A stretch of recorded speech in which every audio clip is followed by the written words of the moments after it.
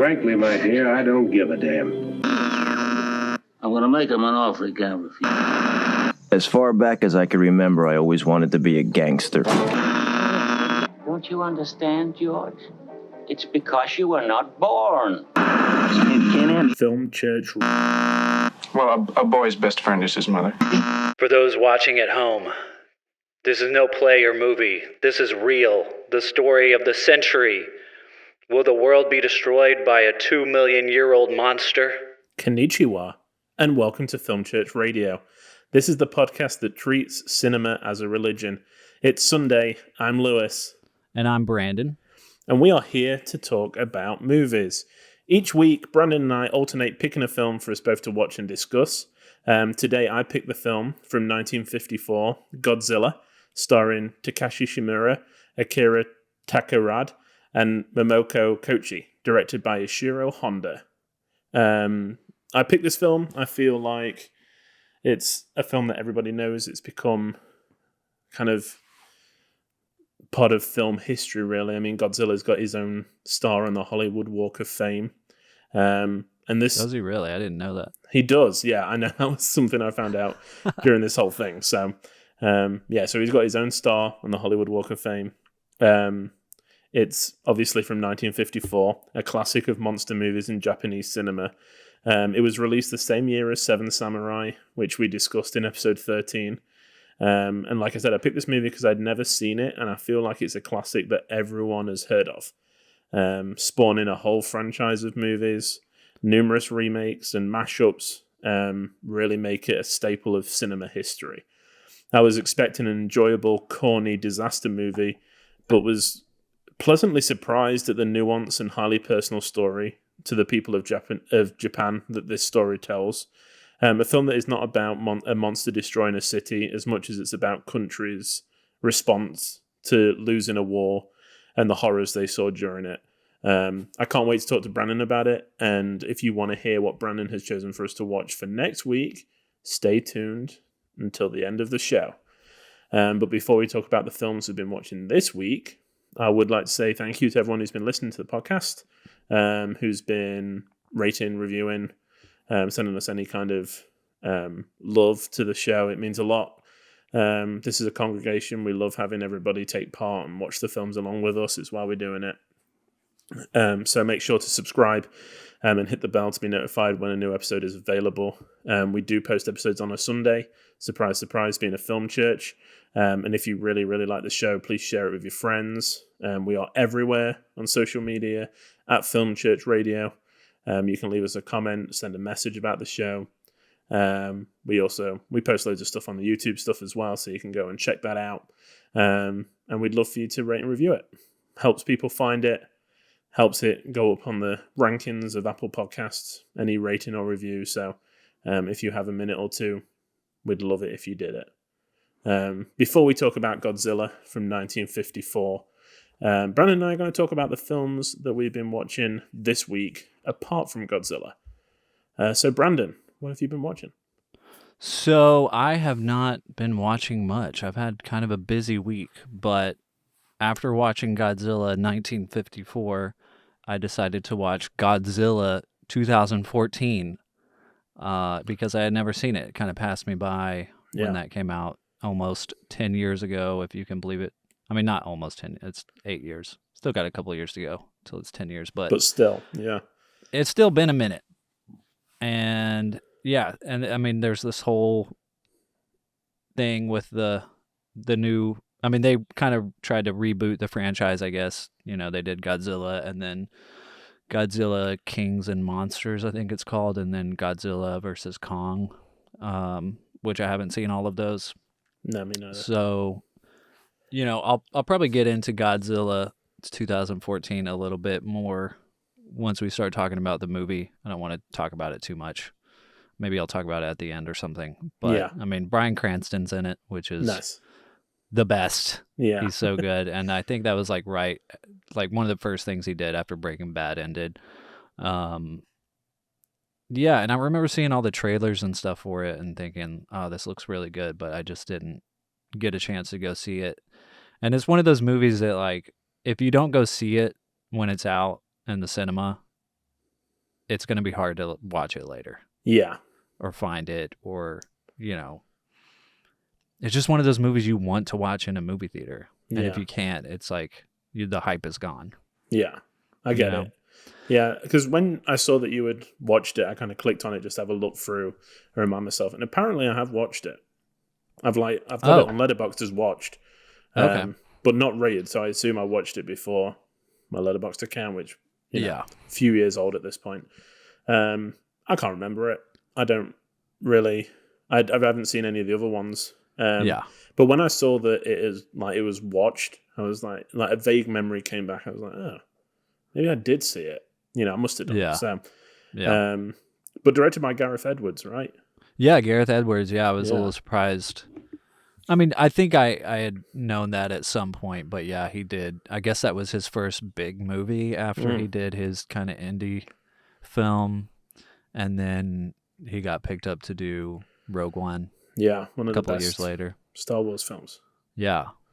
So. That's cool. Yeah. Yeah, a nice comparison, and hopefully we can kind of get onto that a bit when we've gone through the movie. And then, I mean, other than that, I have been catching up. I know I'm kind of behind on this, but I've been catching up on Nathan For You on Hulu. Oh my God. It's so good. It's one of those shows you can just kind of put on whenever. And like my roommates haven't seen it, so it's been fun to just like throw it on and like get them into it because it's just so ridiculous and funny. Yeah, I mean, like, I know you're a fan of the show. I adore Nathan For You. My wife hates it. She Really? doesn't. She thinks that it's like it's not funny. He's manipulative. He's weird. And I was like, but that's the point. Like the point is that these people do it. Yeah. You know, that's the joke. Is that you know that these people are among us. Are you watching the rehearsal? The new HBO I watched show? the first episode. Yeah. Oh my God. Yeah. It was good. It was like it was a little more. I mean, it's very Nathan, but it felt a little more mature, I guess, in some ways, because it feels more thought out in terms of, okay, how can I turn what it is I'm good at into something that is a little more beneficial to people? Yeah. You know, I mean, it's a good premise, but like with the Nathan For You stuff, it's always dialed up to 11. Like if you said to someone, oh, if you're having a difficult conversation, would it help if you like rehearsed it? And you'd be like, yeah. But then he like builds a replica of the bar and like has an actress basically like, you know, go through every emotion that's possible to prepare him for it. It's it's insane. Yeah. Yeah. But I mean, it, you know, in that first episode, it did kind of help that guy out a little bit. But also just as a viewer, it's also kind of telling, I think. Yeah. Or I don't know if it's educational or beneficial in some way to be like, you know, you can kind of see yourself in that person that's like so nervous to confess something or, you know, whatever it is. But if people haven't seen it, Nathan Fielder is, I guess he's a comedian. I mean, he's this TV personality that is really good at just like this deadpan kind of comedy, and the stuff he does is hilarious. Both his shows, I think, are on HBO, and check him out if you have a chance. So he's actually going to do like a comedy series with the Safdie brothers and Emma Stone. Interesting. Yeah. Like a drama or like a reality? So. Yeah, like a drama comedy where I think they're having the house redone by like a home makeover show, but they're on like an ancient Indian burial ground or something. So things start to go weird. But like I'm just like anything he does. That's an interesting combination. But yeah, I listened to an interview with him on the A24 podcast, and he was talking with one of the actresses from Euphoria. And it was a really interesting conversation. I'll have to find that. I love Euphoria. Yeah, yeah. I haven't watched Euphoria yet, so I just listened to it for him. But yeah, it was a good interview. And have you ever seen Finding Francis, which is the feature length like final episode of Nathan For You? No. Is it on the show? So it's like the last episode, but I think it's nearly 2 hours. Okay. Well, I'll get to it at some point because I'm going through the show right now. Is one of the. I mean, it's incredible. Yeah. And it's not just like funny. I don't know how to describe. It's incredible. Yeah. It's so good. Cool. I can't wait to watch it. And we can talk about it. Yeah. Yeah. It's good. It's good. I'm so glad you're watching it because I told a really good friend of mine because I was like, I feel like it's up his street in terms of humor. I mean, the first episode he, suggests to an ice cream shop to sell poop flavored ice cream, and they go for it. Yeah. It's ridiculous. Yeah. I was also, apparently I listened to a lot of interviews, listening to an interview with Judd Apatow, and he was talking about Nathan and how great he was. Yeah. So I think he's becoming more well known. I mean, that's good. For sure. I mean, you can tell from the rehearsal just the size of the budget they've given him. Oh yeah. For these shows, which is great because it's great TV. So yeah. Well, that's it for me, man. What you been watching? Sweet. So the trailer for the Netflix Blonde about Marilyn Monroe came out recently. Yes. Starring Ana de Armas, and I used to really like Marilyn. I watched a lot of her films when I was younger, like first getting into like film and stuff around the same time as Bogart and stuff. Yeah. So there was a few in there that I hadn't been back to for a few years. So with the Criterion Channel, they were doing like a noir in color, and one of those films was Niagara from 1953, set against Niagara Falls. And she plays against type. It's like an early Marilyn film.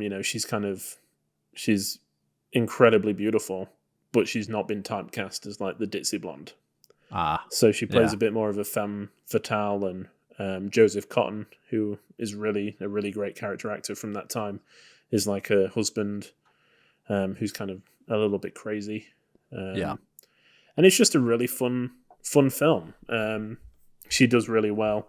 One of the characters in it is, and I hate to say this kind of stuff because, he's probably just doing his job. But there's a guy called Max Showalter. And I hated him. And I feel as an awful. actor or a character? Maybe both. I don't know. He didn't seem great, and his character was like, I don't know if in like the 50s when people used to laugh like yuck, yuck, yuck, like that, like proper like it's like kind of Three Stooges ish. Yeah, he just embodies that kind of jackassery. I don't know. Yeah, I just like every time he's on screen, I was like, "Oh, go away!" Just like non-genuine kind of acting. Just awful and like he was just I don't know. It was so frustrating, and I knew that she had like. This isn't really a spoiler, but she had like a lover in the film. And I was like, if it's him, I'm going to turn this off because that is so unbelievable. And it wasn't, thank goodness. That's good. Yeah, so. You got to finish the movie. I did, yeah. A good little noir with like Marilyn looking incredible, so. Yeah. Can't go wrong. And then I watched Drunken Angel from 1948, a Kurosawa film. Again, that's on Criterion Channel that has been on my watch list. Starring Mifune and Takashi Shimura as well. It's not one of his period pieces, it's more up to date. Mifune plays like a gangster who has got tuberculosis.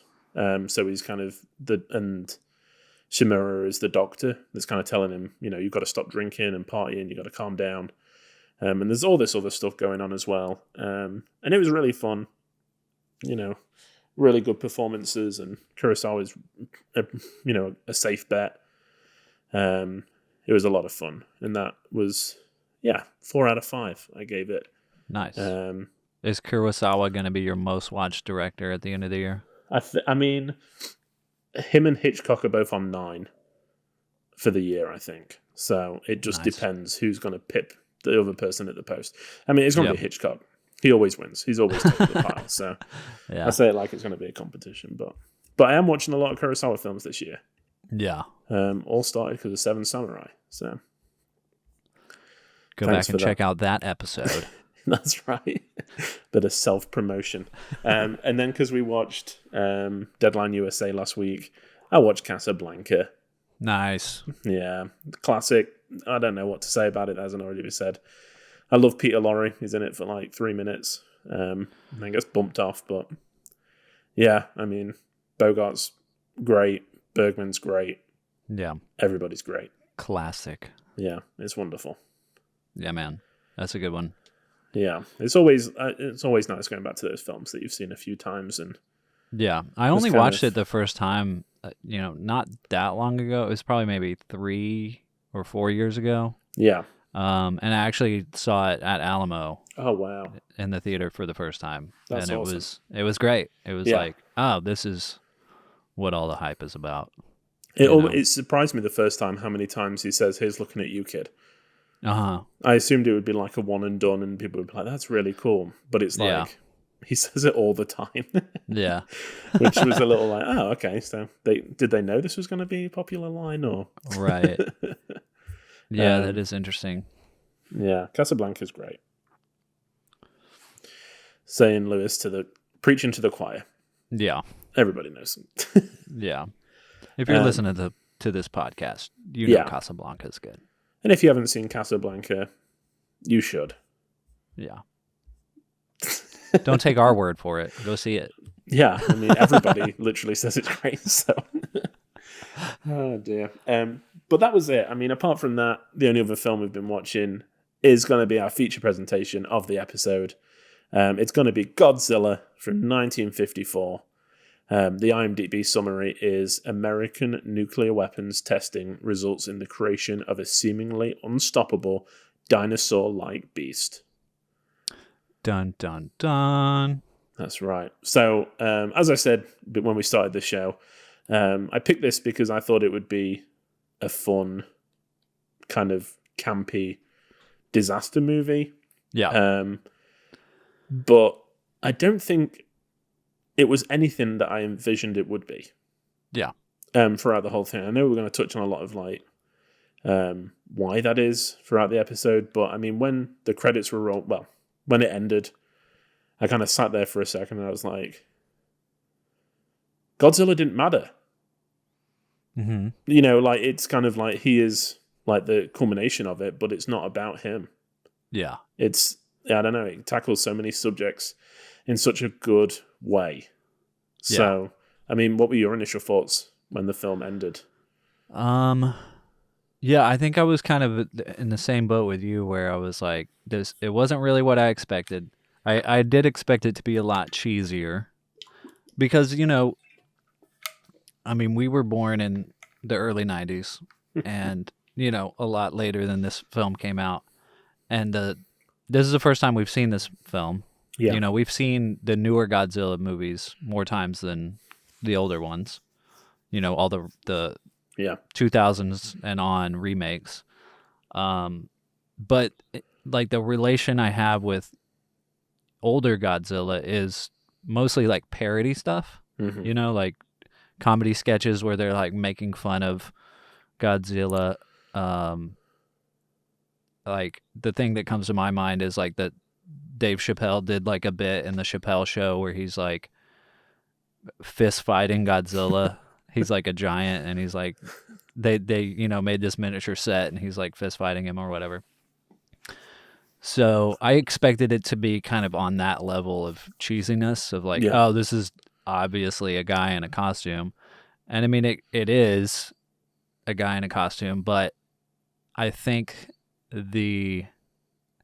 first of all, like Japanese cinematography from this era, I don't know if there's anything better. It's like so amazing to me. I mean, same year as you said Seven Samurai came out, which is also black and white.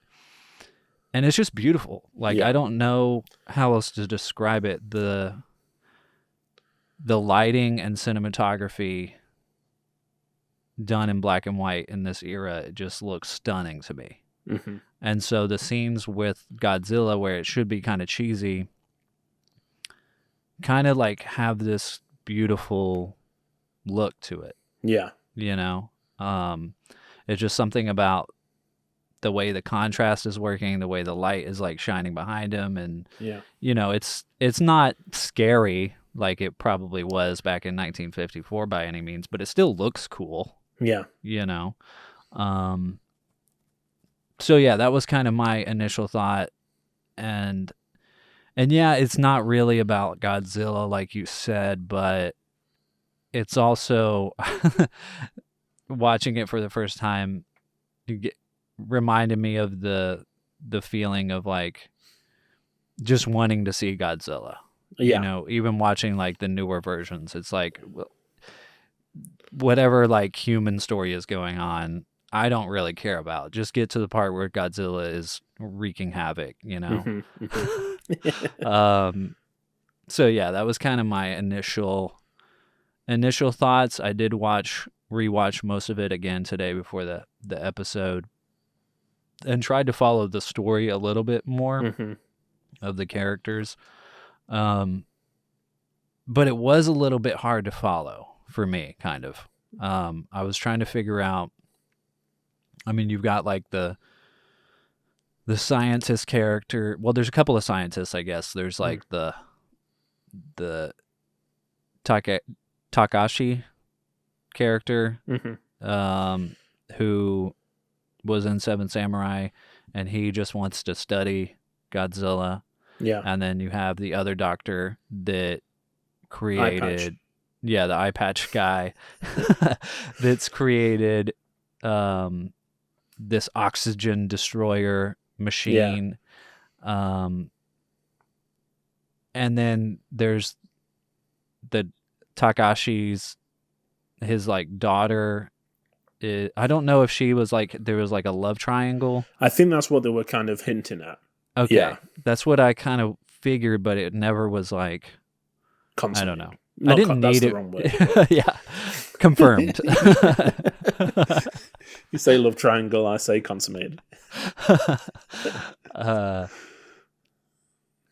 Yeah, like, I mean, I don't need to be spoon-fed the story, and like that, like the human story is kind of, to me, is secondary in like a monster movie. I just want to see the monster, but yeah, I was having a little trouble following it. Yeah, there was like also, when I was really trying to pay attention, you know. Yeah, there was also the shaved head kid. I don't know his name. That seems to be with like the villagers, and then he seems to be living with the doctor and his daughter at one point, which I wasn't quite sure if he was like the doctor's son or whether like they adopted him because his family died, or yeah, you know, there was a few kind of like little bits here and there. But yeah, talking about the monster and his like appearance, I guess, on screen. The opening credits, I think, set it up incredibly well. If we're going from the beginning, it's the great black and white, just kind of coming up with the names of who was involved. But over the top of it, you get like the roars of Godzilla. Yeah, and then it kind of, which I was like, okay, that sounds really good. You know, this is already interesting. It sounds very, very similar to Jurassic Park from '93. You know, which is like, it's very close already. Yeah, you know. Yeah, but which is one of the big things that made that movie work too. You know, exactly. I was expecting it to be a bit more, not as kind of based on horror, I guess, as it is. You know, which kind of leading off you saying, expecting it to be a little cheesy, and you know, that's what we kind of used to. And then it kind of, I don't know, dissolves into like this, you know, race against time music. I don't know how else to describe it. It's kind of, you know, like, and you're like, oh God, what's going to happen? Yeah, exactly. Yeah. You're like, I don't know where this is going. And like all great, you know, we talked about Jaws a few weeks ago, like all great monster movies, you have to wait to see him. You know, it builds this tension up. Boats explode randomly at the beginning, and then a town's destroyed and you kind of see a leg, but you're not quite sure. And then some footprints. You get the whole footprint scene, which, you know, probably the most Godzilla movie that I've watched is the one with Matthew Broderick, which has the big footprint scene too It does. before you see it, right? Yeah. Where they're like digging and testing and stuff. And Isn't he a worm expert? that sounds familiar. I haven't watched that movie in a Yeah. long time, but 'Cause that sounds right. I was kind of having a look through before recording. I kind of looked through some photos, and I don't know. There was one photo with his like hat backwards or something, and I was like, "Yeah, hasn't he got something to do with worms?" Like it just came to me. I don't know whether, Yeah, even as a kid, I was like, "That's weird." it does sound familiar. Yeah, they probably tried to tie it in somehow. I don't know, but Yeah, there is that big, like, footprint. yeah, Mm-hmm. And yeah. the whole So poster's around the foot. yeah, that's true. Yeah, yeah. So yeah, I appreciated that. That tie-in. Yeah. Um, And it's hard to watch this from an angle of not knowing Godzilla. yeah. You know, yeah. 'cause You it's- kind of. I feel like you kind of have to look at it as like if you've seen King Kong, like the 1933 King Kong, this is like Japan doing Kong. their version of that. Yeah. Which is great because it's not. They didn't like copy King Kong and do No. a Japanese version of Version, it. mhm. They're like, let's make a monster movie based in Japan, with a whole new monster, a Yeah. whole new lore Mhm. and everything. There's some stop motion in the movie, it looks like, but most of it is like a guy in a costume as opposed to like King Kong was all stop motion, right? Yeah. Yeah, which was great. So it's like you have to kind of look at it as which is hard to do, not think about everything that Yeah. comes after and think about the time and the place that it's coming out of and think about watching this movie in a cinema. Yeah. That was the other thing that I was thinking rewatching this once it got towards the end, after Godzilla has Turn into me. I know, like after he's destroyed the city and they're doing like this whole, I'm kind of jumping ahead in the story here, but they're doing the whole medical scene. Mm-hmm. To me it was kind of moving a little bit. And There's I a was lot like, in this film that I wasn't prepared to be as moved as I was. Yeah. But yeah, I feel like this just deserves to be watched on the big screen. Yeah, I 100% agree. I think, and like we said, we're used to seeing, people in terrible suits knocking over like, cardboard boxes to resemble buildings. But I don't know where that. I don't know whether the later Godzilla films are a little bit more like this, but for me, I thought that the destruction scenes were done really, really well. Yeah. He is. The atomic breath stuff looks a bit cheesy. Yeah. And he, you can tell it's kind of a suit. He never blinks and he just moves a bit woodenly. Yeah. But I think it still works. Yeah, it's like photographed really well. Yeah. You know what I mean? Like the lighting, like even though you can tell it's fake, it's a set, it's whatever, but it's done in a interesting way. It's like how whoever the cinematographer was on this film, it was like, how can we make this still look beautiful? Which is great, Yeah, exactly. And I think that the choice to not focus on like the army was a really good decision. Because we see them kind of rolling in and we see like the fighter jets coming in to try and take him out and stuff like that. But it's not the focus. It's not like, we've got a character who's a soldier on the ground who's trying to take this guy out. It's just, he is unstoppable. It doesn't really matter. They're not going to take him out. Yeah. I feel like the Coast Guard stuff, the Army stuff, like at the beginning of the film, it says made with the support of the Japan Coast Guard, right? Yeah. And there are a lot of kind of like money shots of the Coast Guard and of tanks and stuff like that.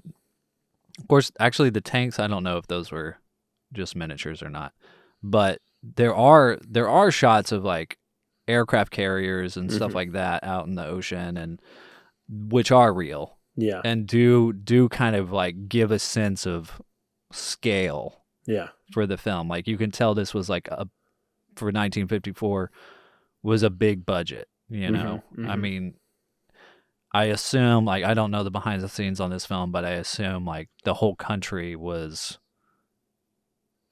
kind of a part of the whole film process, whether it be like directly or, you know, just talking about it word of mouth, and like, Yeah. you know, the whole country knowing about this film that they're making, that and then, you know, for it to go on and be as successful as it is, I'm sure that was a big deal for them, you know. Yeah, I mean, so basically the history of this film, to people, anyone that's, you know, familiar with Godzilla, that's seen it before, this won't come as a surprise, but obviously Japan lost the war, you know, and part of them losing the war was that they were bombed pretty heavily, including the A-bomb that took out, you know, large parts of cities and stuff like that. And when they kind of surrendered, the American forces took control until the early 50s. And with that, it meant that the Japanese couldn't produce any propaganda relating to the war. So any films about the war or about any heroics during it weren't allowed because American occupation. But when they left, that left the door open for people to make films about, or any kind, you know, talk about it again, I guess. And the director, Ishiro Honda, had actually been in the war, had seen all this kind of stuff firsthand, and was like, you know, I'm going to make a film about the horrors of it, because it destroyed so many lives, and, you know, it was such a huge disaster for the Japanese people. Yeah. Which, another thing I found out while just like doing a little bit of reading on it, was that there was a bomb that nearly blew him up that didn't detonate, and he kept it with him his whole life. It was like on his coffee table. Wow. Just to remind himself that like he could have died. Wow. Which is pretty That's insane. nuts. Yeah. So you can see where he's coming from. And then in early 54, I think, or maybe 53, a Japanese shipping boat went out to kind of get fish. And the Americans detonated the H-bomb, which was like 44 times more powerful than they expected. And the radius went a lot longer. And the Japanese people on this boat were exposed to radiation. There was huge worry that the fish and like the in the surrounding seas would be tainted, not being able to use, which didn't do a lot for Japanese-American relations. But this is kind of where all this is born from. Yeah. You know, the H-bomb awoke Godzilla. Yeah, exactly, yeah. And just to wreak even more havoc on Japan. Yeah, that kind of puts a whole new meaning to this movie. Yeah, it's crazy. I mean, because like we said, I wasn't expecting it to be as nuanced as that. Mm-hmm, yeah. You know, I knew in some parts it was kind of in response to, you know, the war and the horrors that people had seen and stuff, but yeah, but to be like a personal story for someone. Yeah. And I feel like that's why I said that it's not really about Godzilla. To me, Godzilla is the Allied forces. Yeah. They come to the city, destroy it, and then just disappear back into the ocean. Mm-hmm. You know, there's no like kind of warning really. Yeah. And there's no way to stop it apart from resorting to warfare again. Yeah. Which nobody really, I mean, some people are like, let's kill it. But other people are like, hey, no, we need to like study it, you know, and learn from it. Yeah. Even more representative of Allied forces probably in some of the later movies where he's like fighting other monsters. Yeah. And they need him to fight the other monsters. Yeah. He probably kind of, because like I said, I haven't seen any of the later ones, but I assume that he starts to become Japan, as opposed to just, destroying it. He starts to embody the country, protecting it a bit more. But that could be completely wrong. I don't know. Yeah, I don't know either. I mean, the new movie, the 2014 movie, is kind of like that, but it's not based in Japan. I mean, it starts in Japan, but then the rest of the movie is in American territory. Mm-hmm. And yeah, I mean, well, you've seen it, so I don't feel bad about spoiling it. Yeah, you can go ahead and spoil it. I mean, Mothra's in it more than Godzilla. Mothra is the first creature you see, and it's there for a while and wreaking havoc and trying to find a mate. And then Godzilla comes out to hunt it, and then it just comes to hunt it and helps destroy the city. And then after it kills it, it's all right, back to the ocean for me. Yeah. I'll let y'all clean up this mess. Yeah. Where is it set? Is it in America? Is it New York, San Francisco? It's I think it was in Vegas part of the time. Okay. It was hard to keep track. Oh, it was in Honolulu. One of the first battles was Honolulu, and then it goes to Vegas. I don't know why. Yeah, because I was trying to, when I was writing the introduction and stuff, I was thinking is it 98? The Broderick one? Maybe that was New York. Yeah, 98 or 2000 maybe. But yeah, that was definitely New York. Yeah. I had a Godzilla birthday cake the year that it was out. Oh, I nice. remember that. Yeah, and weirdly enough, we went to the cinema to go and see Lost in Space. I don't know why I remember that. So you had a Godzilla birthday cake on your birthday, and then you went to see Lost in Space. That's right. Because that, as a lover of film, you just want it all. You can't just go. You're right. It's 98. I just know my 98 Godzilla so well.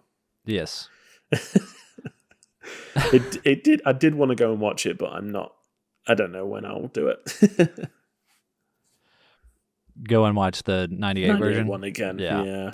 I mean, sorry, folks, if you're a classic cinema person and you hate all the new editions of Godzilla. We're going to talk about the 98 version for a second here, but I mean, to me, in my mind, I haven't rewatched it in a while, but to me, that film is great in my head. It's got Jean Reno in it. It does.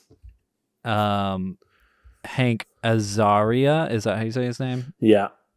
The 90s.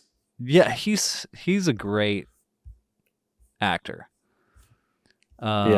If you've ever seen, trying to find it, he did a film with Robin Williams, Birdcage, directed by Mike Nichols. Amazing film. Yeah. Man, Kevin Dunn, a lot of great people in this movie. But yeah, I mean, we were 8 when that film came out, so it's yeah, we're gonna have a nostalgia for it. Yeah, I mean, I had all the toys and stuff. I mean, yeah, I did love that film. Yeah. But we've talked about this. This is probably why I don't go back and watch these films, because I just want to remember being 8 and just you want to remember it the way that you remember it. Yeah. I had a Godzilla cake and it was great and I loved it. Instead of going and watching it now and being like, this is terrible. This is awful. Yeah. Yeah. So, I mean, maybe it's good. I don't know. Maybe. You can always hope. But I'd rather that be unknown. I'd rather keep that as I remember my childhood memories. Yeah. I doubt there'll be as much, I don't know, courtroom scenes in that as there is in this one. There seems to be a lot of the, Democrats kind of talking about how to handle it. Yeah. And what exactly it is. Yeah. Which, again, I think it struggled for me at these points just because we are so familiar with the lore of Godzilla and, just even the slightest bits of it. It's okay, as soon as you see him over the hill, you're like, oh, that's Godzilla. He lives in the ocean. He was awoken by a bomb. And then we get a 10-minute explanation of he's been asleep for, they say, 2 million years, and he's been awoken and now he's angry, and we're like, yeah, we know. You know. Which is why I feel like watching this in a theater would be a great experience. Yeah. You know, because all of those scenes, watching it at home, all of those scenes, you just have a chance to be like, come on, hurry up. Yeah. Whereas like if you're sitting in a theater, I feel like it's easier to be just engrossed in it. Yeah. Agreed. And this is a film that would work really well in a cinema. Definitely. There's so much it feels like we're ragging on it a little bit. And I love it. I thought it was great. You know, all the way through, it just, kept my attention. And there's a lot of stuff in this that on paper shouldn't work. You know, like there's a eye-patched scientist who has developed this crazy bomb that is like a recluse, lives in like a castle kind of thing. Yeah. And you're like, this just it shouldn't work, but it does. Yeah. You know, it's part of his character. Whereas I feel like in a Hollywood film, that would be like really gothic and over the top. And, he's really struggling with creating another weapon of mass destruction. Yeah. Which is super interesting. And something else I found out was that his lines were actually dubbed in America. I mean, the dubbed American version changed a lot of the lines, but when he actually says something along the lines of, this can never fall into anybody's hands, the American dubbed it as this cannot fall into the wrong hands. Basically saying like the Russians. Yeah. So again, it's just, it shows them changing the story. You know, the Japanese are like, yeah, that was horrific and nobody should have that kind of power over another country. And America are like, only the right people can have that power. Yeah. And we're the right people. Yeah. Where I think the mastery of this film lies is the fact that we get to see it from I don't want to say victim, because there's a lot of atrocities that happened in the Second World War, but we get to see it from a different point of view. Yeah. You know, the Japanese-American conflict during World War II, I've only ever really seen from the American point of view. Mm-hmm. Yeah. So this was really interesting to see, how it affected normal everyday people on the other side. Yeah. It's like a piece of history. Yeah. Really. Yeah, for sure. That was a lot to dump on you and expect and just be like, okay, it's your turn. Yeah.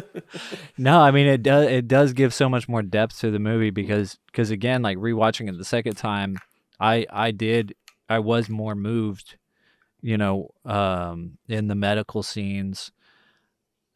And the music is different. A lot of them, like, we talked about earlier, there's kind of this urgency music going on that's like dun dun dun dun dun dun. But then in the medical scene, you do have like a stringed quartet playing. More delicate.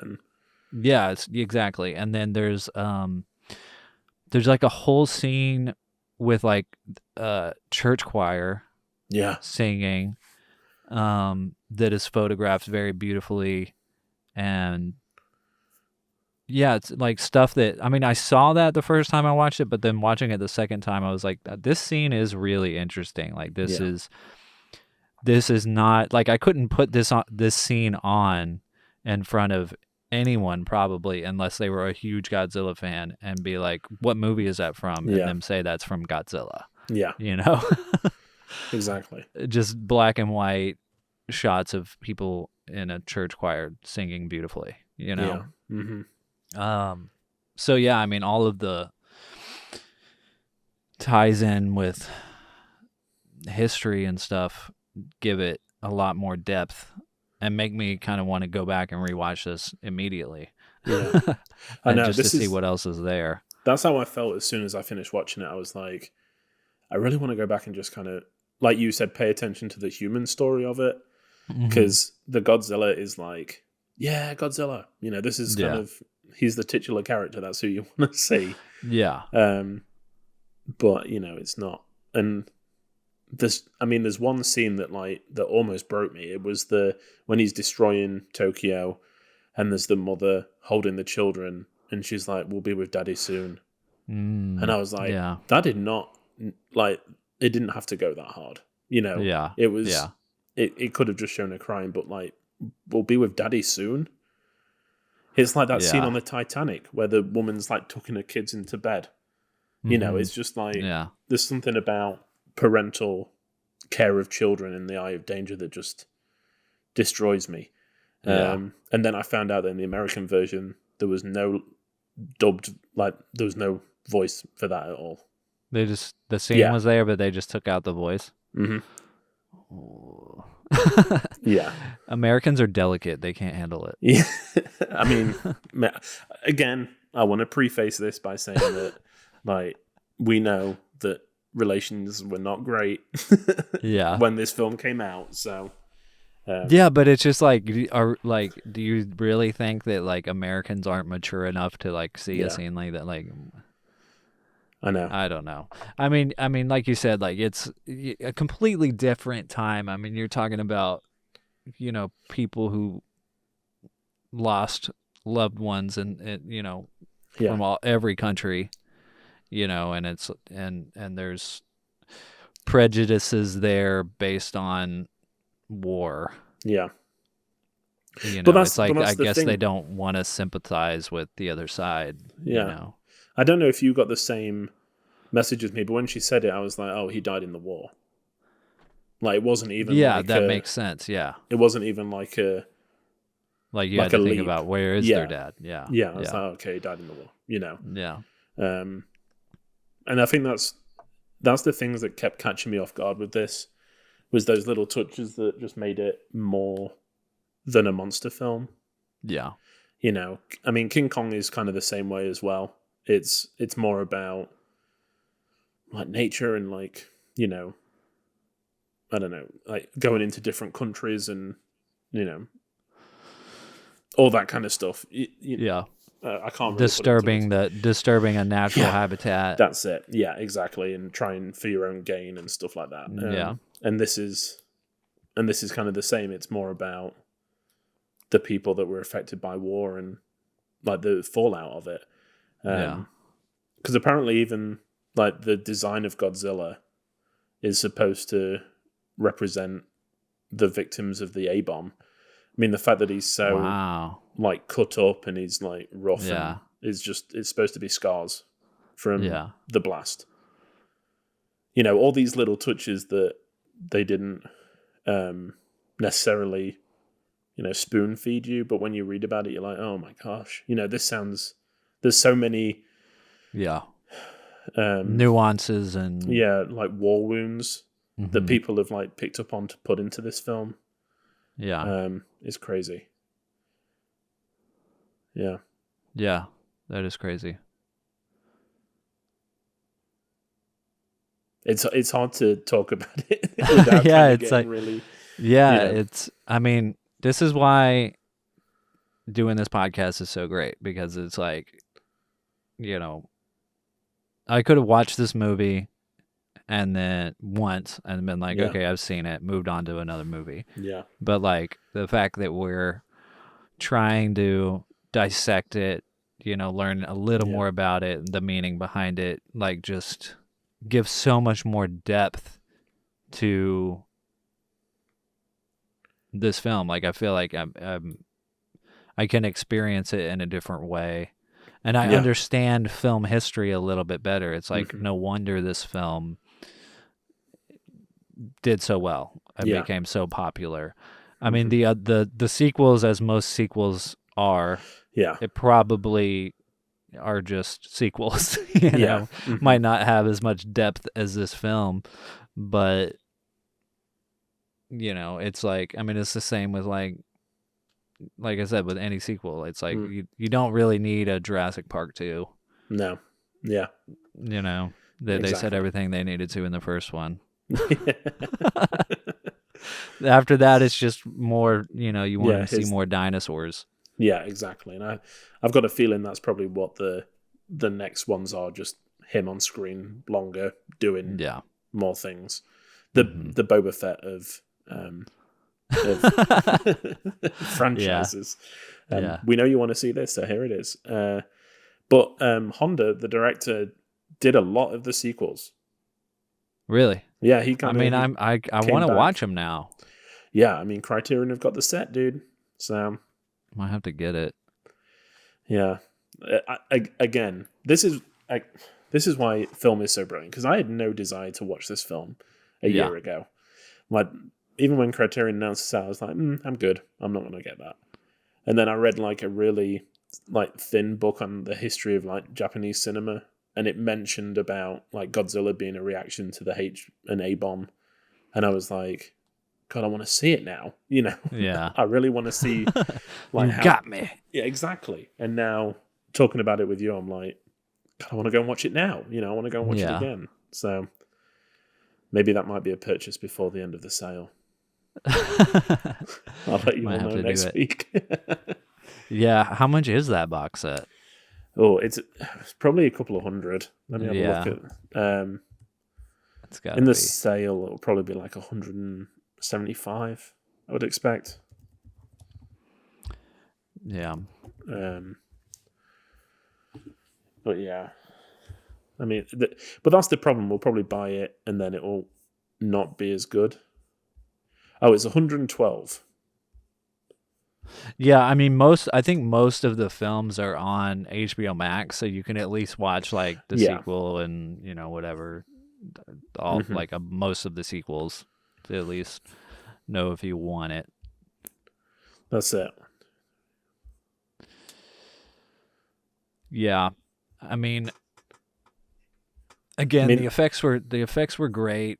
Like, I did like the frosty fire breath. Yes, because that is like afterwards. that is a big thing that's missing from like the 98 version. Yeah. But then they would have needed a radiation specialist and not a worm specialist. So. Right, yeah. But yeah, in the 2014 version, he does have the frosty fire breath. Oh yeah, and it's pretty epic. That's all. I'm gonna have to go and watch it. I mean, again, when I saw that Gareth Edwards did it, I was like, okay, there's probably going to be something here that I'm going to like. Yeah, I just hate that they like after knowing all this about this film. Yeah, I just hate that it's so Americanized. Yeah. If you hate that, then there's something else you're going to hate. There was a film called, I think it's called Godzilla King of the Monsters, where it was like an American version, I guess, but they used footage from the actual film and had I can't remember who it was, but there was somebody in it, an American journalist that was in Tokyo at the time that was basically describing what was happening. So it's supposed to. So it's like supposed to be adjacent to the movie.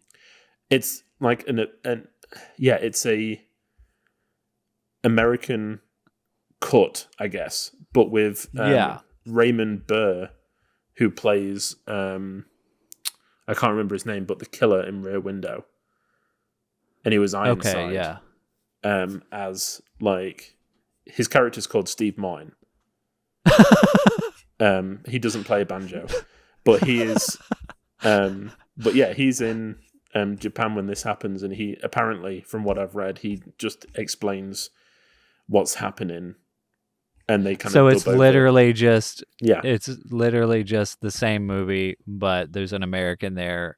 It's like a news footage, and he's like, Godzilla is knocking over cars, and cut to Godzilla knocking over cars. I assume it might be just a little like he'll take the role of like the scientist, I guess, and he'll kind of be like, this thing was woken from this blast, and kind of dubbing over the American even more. But I mean, it's the IMDb still lists Honda as the director and Takashi Shimura and all the other cast as like cast members.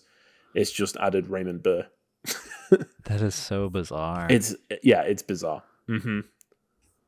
I mean, that's basically a YouTube video. Exactly. Yeah. Yeah.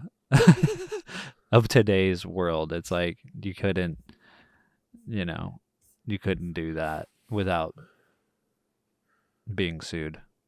I Or mean, just- yeah, exactly. These are the first lines of this American version. So Steve Martin, in voiceover, played by Raymond Burr, says, "This is Tokyo, once a city of 6 million people. What has happened here was caused by a force which, up until a few days ago, was entirely beyond the scope of man's imagination. Tokyo, a smouldering memorial to the unknown, an unknown which at this very moment still prevails and could at any time lash out with its terrible destruction anywhere else in the world." Dun, dun, dun. My name is Steve Martin. I'm a foreign correspondent for United World News. I was headed for an assignment in Cairo when I stopped off in Tokyo for a social call, but it turned out to be a visit to the living hell of another world. Huh. Oh my God. So maybe All that new right. Godzilla isn't as bad. Yeah. Yeah. Yeah, not as bad as that, but still, I mean, I would love, I mean, a big budget Godzilla movie, I would love to see in Japan. I think. Have you heard of? Is it Shin Godzilla? So that came out 2016. Okay. I'm not Is sure. that an actual Japanese version? It potentially is. I think it is. But yeah, I think that got pretty good reviews. Yeah, it is Japanese. So that got pretty good reviews. Maybe that's one that we should look into. Yeah. But he looks very terrifying. Yeah. Classic. Yeah. Looks kind of classic. Toho scope. Toho scope. I love Toho. Yeah, I loved, and it was also cheesy, but I still loved it. The scene where he is like going through the water and he's being attacked by the jets. Oh They're my gosh. throwing rockets at him. Yeah. And he's like, "Get that rocket out of my face." Yeah. I was like, can just one hit its target? Just one.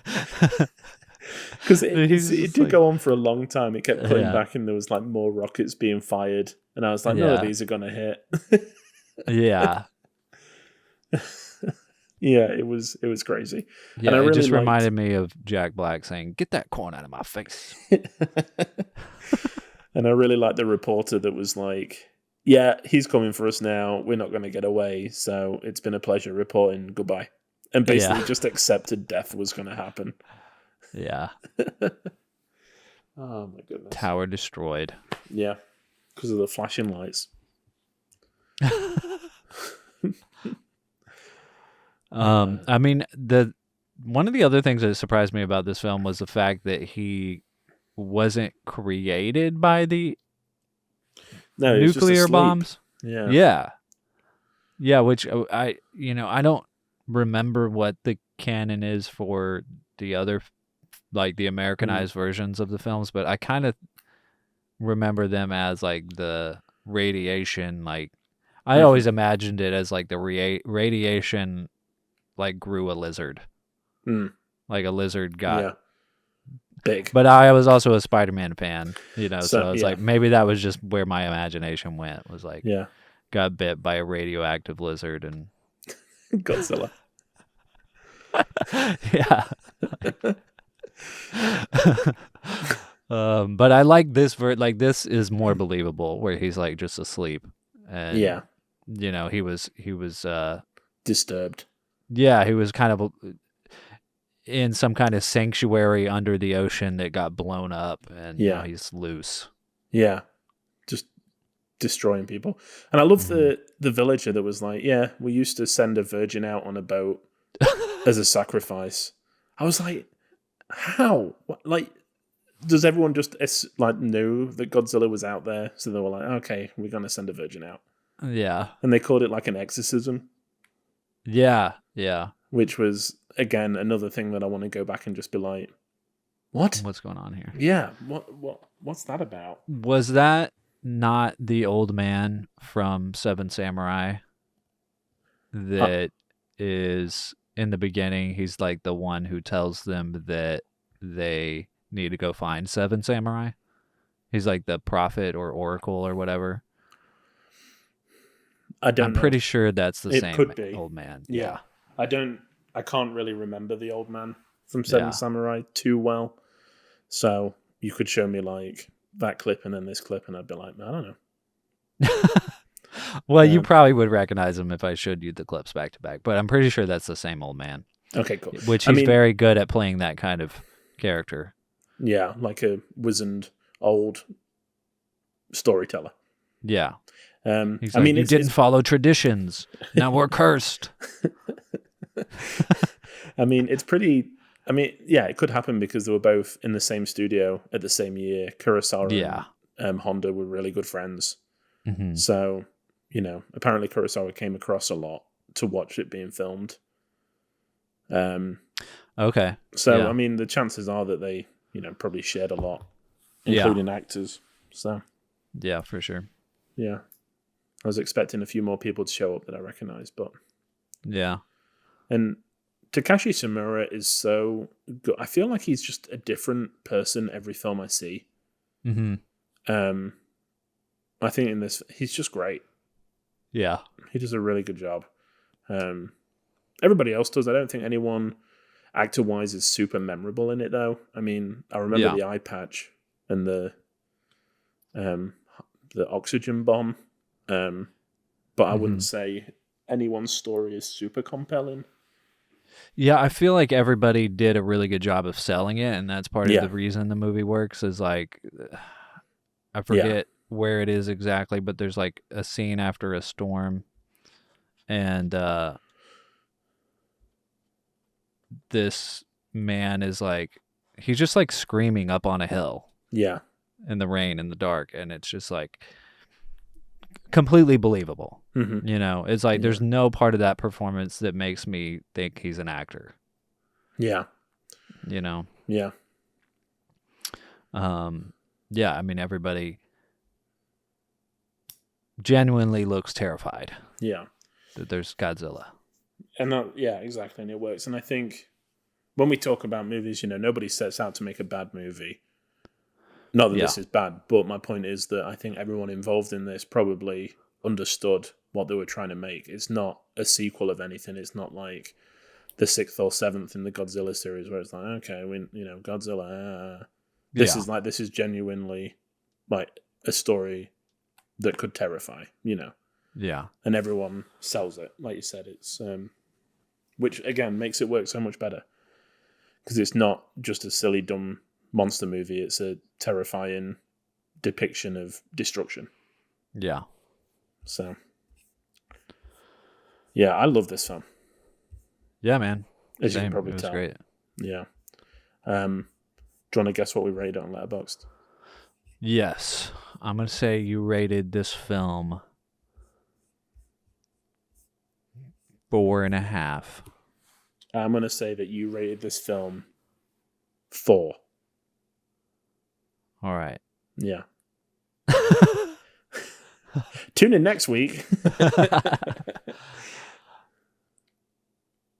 You were right. I did 4.5. Yeah. You were right too. Oh, dang. There we go. Dang.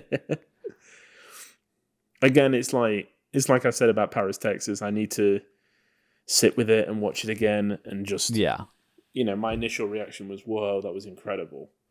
But I feel weird giving things 5 stars straight off the bat. Yeah.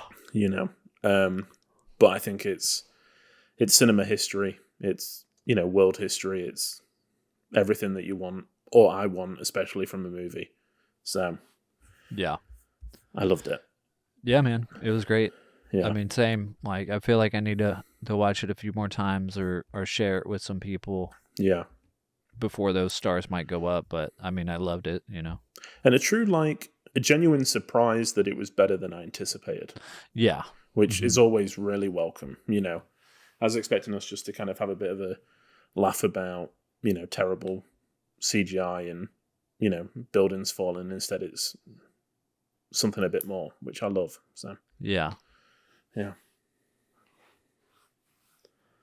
Any final thoughts before we move on? I don't think so. I mean, other than just I feel like every film deserves to be seen on the big screen. Hell yeah. You Hell know, yeah. to be experienced in the right way. And I really wish that like cinemas made, you know, it's not really the cinemas necessarily, because it's like there's the whole thing with, I mean, like cinemas are a different entity than like the studios that own these films. But I wish it was easier and more accessible for like, I know theaters have been showing more old films, but like, you know, Just yeah. all of them, show all of them. Yeah. Where's that Criterion movie theater? I know. Yeah, You just know? a place to be like, oh, they're showing this classic. Like, I'm gonna go Yeah. see it on the big screen. You know. Yeah, like, can you imagine every single day there's like 10 different films you've never heard of? From different eras, like. I think what you're describing is heaven. That just, I mean, I would never work. Heaven? Yeah. Yeah, it is. Oh my gosh. Yeah. Beautiful. Well, yeah, that's it. Yeah. Godzilla has retreated back to the ocean. Bye. Yeah. And that brings us towards the end of the show. So, Brandon, what are we going to watch next week, my friend? Well, I've been like hesitant to like pick this movie. I've been kind of going back and forth. I've seen it like once or maybe half of once. Okay. I don't even know if I've actually seen this whole movie.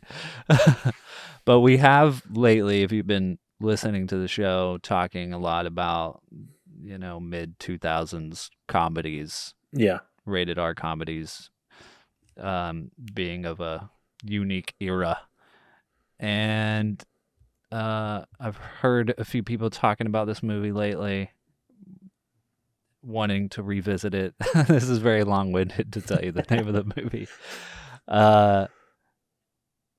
Directed by Mike Judge, written and directed by Mike Judge, from 2006, Idiocracy. Oh, okay.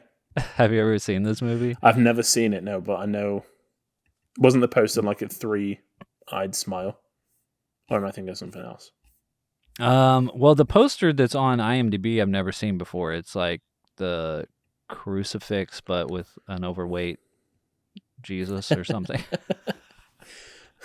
Another poster is just Owen Wilson with his hands open, like, yes. I don't know what's going on.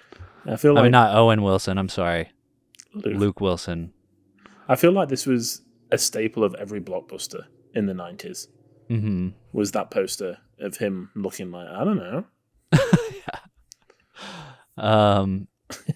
But, you know, like Mike Judge, I don't know that much about him other than he's like from Texas.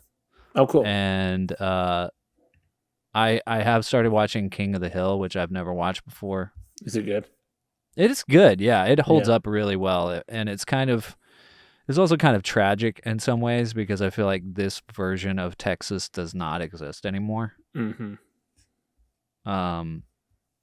This version where like your good old boy father, who, you know, is very set in his ways, but is still like, you know, he has like a son who's very different, quote unquote. Yeah. You know, and he's like constantly like, I don't understand that boy, but you know, he like loves it. He like clearly loves him, you know?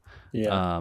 And then he's got like an Asian neighbor, and he doesn't quite understand him, but he's like tries, you know, he's like friends, and I don't know, just like, I feel like, I don't know, I'm going on a tangent about King of the Hill here, but I just feel like I don't know many people like that anymore that at least try to have an experience that's different from what they grew up knowing, and accepting that, you know, everything's not always going to be what their childhood was or whatever.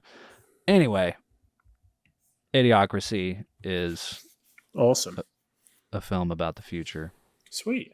Yeah. And I have no idea what to expect. I might hate this movie, but changing it up might be fun. That's how I felt when I chose Election. I was like, I think it's funny. I don't know. We'll find out. Yeah. Cool. Awesome. Well, that's going to be next week. And that brings us to the end of the show. You can find the show on Twitter and Instagram at Film Church Radio, and you can follow us individually on Letterboxd. Brandon is at Salmonscope, and I'm at WalkerLewis3007. Keep up with what we've been watching live. We also have all of our back episodes streaming on all good podcast platforms. And like we said, leave us a rating and review. Let us know what you liked. Give us 5 stars. We'd love you for it. Thank you. But yeah, I mean, not much left to say, Brandon. This is awful. Atomic tuna, radioactive fallout, and now this Godzilla to top it off. What if he shows up in Tokyo Bay? I mean, he'll probably go straight for you first. You're horrible. I barely escaped the atomic bomb in Nagasaki. And now this. Did I pronounce that horribly? It was the pause before. In Nagasaki. Yeah. We'll just leave it at that. It was so dramatic. I hope you enjoyed that. Yeah. Ladies and gentlemen, tune in next week. I had the joy of saying all the names that are hard to pronounce, so I wanted to drop one in for you. I appreciate it. Yeah. Oh, dear. Oh, man. Well, everybody, say your Film Church prayers, and we'll see you next week. Amen. Amen. Bye. Bye.